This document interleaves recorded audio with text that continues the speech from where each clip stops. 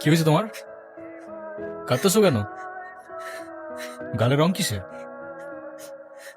কেউ কিছু বলছে তোমাকে? কেউ টাচ করছে?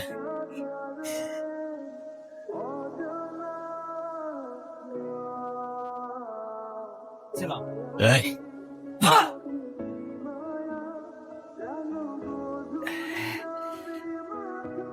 কিরে তুই আমারে মারলি কেন? তুষার ভাই জানলে আপনার খবর আছে। তোর তুষার ভাই, হ্যান ভাই, ত্যান ভাই সবাই রে গিয়া বল ঈশান ক্যাম্পাসেই আছে। কারোর সাহস থাকলে এসে চুলটা ছিঁড়া দেখাক। তোদের না আগেও বলছি ভার্সিটির বাইরের কেউ যেন ক্যাম্পাসের ভেতর না ঢুকে।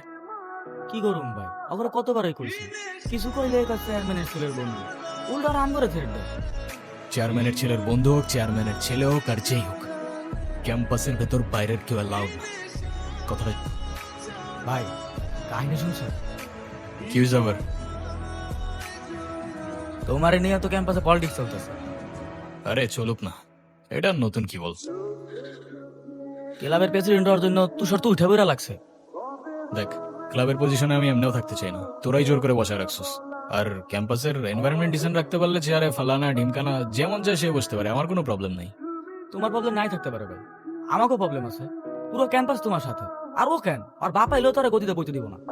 আচ্ছা তাহলে থাক, তুই লাঞ্চ করে নিস, আমি ক্যাম্পাস থেকে আসতেছি। ধর। আচ্ছা ভাই ঠিক আছে।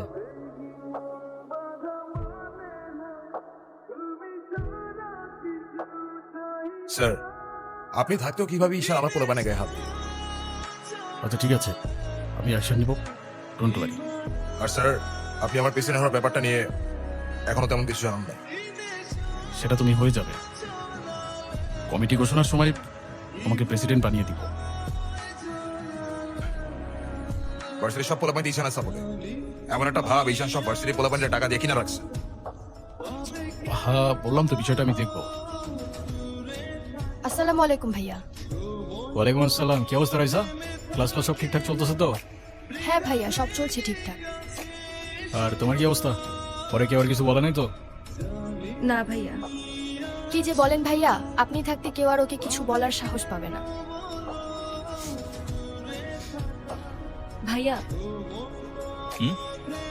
কিছু বলবা? Thank you.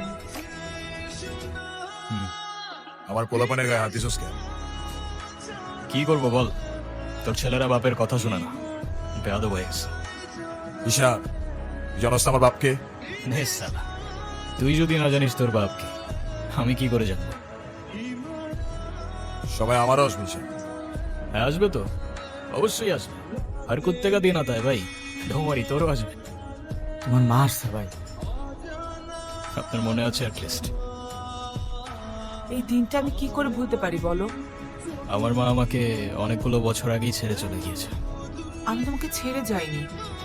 আমি আপনার আঁচল ধরে বারবার বলছিলাম, মা আমায় ছেড়ে যেও না। তারপর আমি তো কখনো আসিনি, তো আপনি কেন বারবার চলে আসেন? আমি তোমাকে না দেখে থাকতে পারি না বাবা। সরি, আপনি অনেক বেশি লেট করে ফেলেছেন। আর এমনিতেও আপনাদের জন্য আমার আর কোনো ইমোশনস কাজ করে না। উনি আবার দেখা করতে এসেছিল? হ্যাঁ। তুমি ওনাকে বলো নাই তোমার সাথে যেন আর দেখা না করে? ওনাকেও বলছি আর আপনাকেও বলছি, আমাকে আমার মতো থাকতে দেন। কেন কল করেন বারবার? ঈশান, আমি তোমার বাবা। ও প্লিজ, যখন দরকার ছিল তখন তো কেউ ফিরেও তাকাননি আমার দিকে, তো এখন কেন? কি রে, কি হইছে? আমার মনে হচ্ছে তুই ঈশান ভাইয়ের সাথে দেখা করতে চাচ্ছিস। আমি ভার্সিটিতে পড়াশোনা করতে যাচ্ছি, এইসব করতে না। আমার কি মনে হয় জানিস? কি মনে হয় বল? ঈশান ভাইয়া তোকে পছন্দ করে। তোকে তো এসে বলে গেছে তাই না? বুঝি তো সব, আর বলা লাগবে না। এই শোন, তুই না ঈশান ভাইয়াকে প্রপোজ করে দে। তুই যাবি এখান থেকে নাকি আমি কি ডাক দিব? যাচ্ছি, সব সময় সাথে এরকম করে। ক্যাম্পাসের সবচাইতে সুন্দরী নারীর জন্য এই সুন্দর গোলাপ। I love you.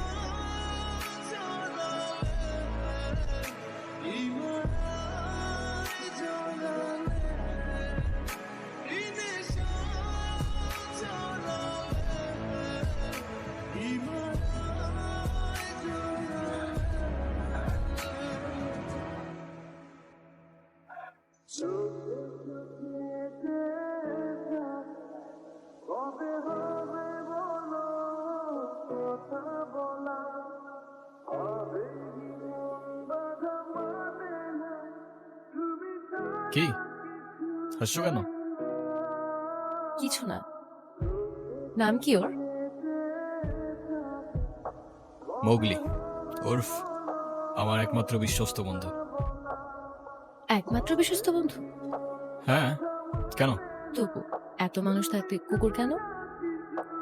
কারণ ওরা মিথ্যা বলে না, ধোকা দিতে জানে না, আর ওদের জন্য এতটুকু করলেও না সারাটা জীবন কৃতজ্ঞ থাকে।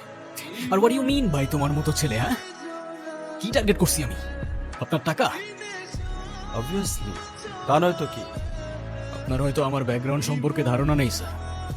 আপনাদের মতো সো কল্ড বিজনেসম্যান আমার বাবার অফিসের লাইন দিয়ে দাঁড়িয়ে থাকে। আমি এখানে আসছি শুধুমাত্র ওকে ভালোবাসি বলে, সেকেন্ড কোনো উদ্দেশ্য সমান নাই। তুমি তো একটা বেয়াদব। তোমার ক্যারেক্টার সম্পর্কে আমি খুব ভালো করে জানি। তুমি রাস্তাঘাটে মাস্তানি করো, আর তুমি কি করে ভাবলে যে তোমার মতো একটা স্কাউন্ডারের হাতে আমার মেয়েকে তুলে দেবো? তো আপনার মেয়েরে কে বলছে আমার হাতে তুলে দিতে? আমি বলছি। বাসায় ডেকে আনছেন অপমান করতে। আপনার বাবা মাই তো আপনাকে ভদ্রতাটা শেখাইতে পারে নাই।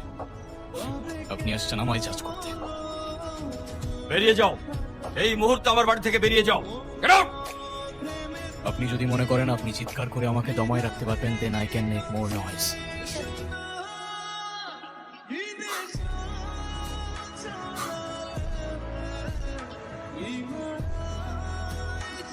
তুমি এটা কেন করলা? আমি বাবাকে অনেক কষ্ট করে ম্যানেজ করছি। তুমি জাস্ট একটা বার কি সরি বলো, সব কিছু ঠিক হয়ে যাবে। আমি কেন সরি বলবো? উল্টা তোমার বাবাকে বলো আমাকে এসে সরি বলতে। ঈশান, ফল্ট তোমারও ছিল। তুমি বাবার সাথে শাউট করছো, আর একটা সরি বলো যদি সবকিছু ঠিক হয়ে যায়, কেন সরি বলবা না? কারণ আমি সরি বলি না, আর বলবো না। বলছি তো বলবো না, ব্যাস। কেন আসেন এখানে বারবার? আপনাকে নাচতে নিষেধ করছি। প্লিজ চলে যান তো, আমাদেরকে একটু শান্তিতে থাকতে দেন। আয়রা, তোমার মন খারাপ কেন? সবাই সেলফি তুলছে, তাড়াতাড়ি আসো। আমি যাব না, তুমি যাও। ঈশান কোথায়? ঈশানকে দিয়ে কি করবা তুমি? ও আসবে না।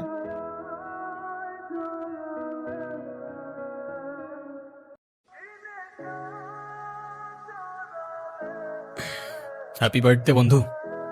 Thank you. এ কি বন্ধু, তুমি কাঁদছো কেন? কই না তো, কাচ্ছি না তো। ওয়েট।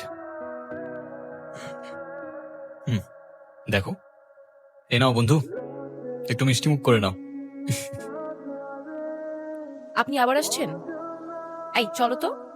আস্তে, আমার ব্যথা ওর দোষটা কি অনু? লাগছে। তুমি আমার উপরে জেদ করে ওকে কেন কষ্ট দিচ্ছ? আমার মেয়ে আমার যা খুশি তাই বলবো, আপনি বলার কি? আর কেনই বা আসছেন এখানে? কেউ না আমি, আর কখনো আসবো না। শুধুমাত্র শেষবারের জন্য আমার ছোট্ট বন্ধুটাকে দেখতে এলাম। তবে যাবার আগে তোমাকেও কিছু কথা বলার ছিল।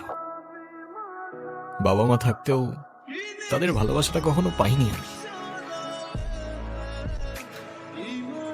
ছোটবেলা থেকে একা একা থাকতে শিখে গেছি। আমার মতো যারা আছে না, তারা নিজের কষ্টটা কখনো বলে বুঝাইতে পারে না, বা বলতে পারো বলার মানুষটাই থাকে না। তবে আমি যখন আয়রার দিকে তাকাই না, তখন আমি আমার ছোট্টবেলার সেই ঈশানকে দেখতে পাই। শুধুমাত্র এইটুকু বলতে চাই যে আমার জীবনের মতো অ্যাটলিস্ট ওর জীবনটা হতে দিও না। আমি ঈশানের কাছে যাব, আমার হাত ছাড়ো। আম্মু প্লিজ, আমার হাত ছাড়ো। আমার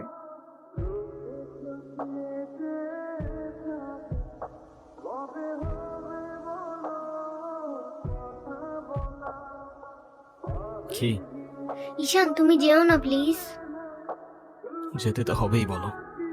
কেন যেতে হবে? প্লিজ থাকো না। থেকে আর কি করবো বলো? এই শহরে তো আপন কেউ নেই আমার। কে বলেছে আপন কেউ নেই? আমি আছি না, তুমি আমার সাথে থেকে যাও। থেকে যাবো? হ্যাঁ প্লিজ প্লিজ।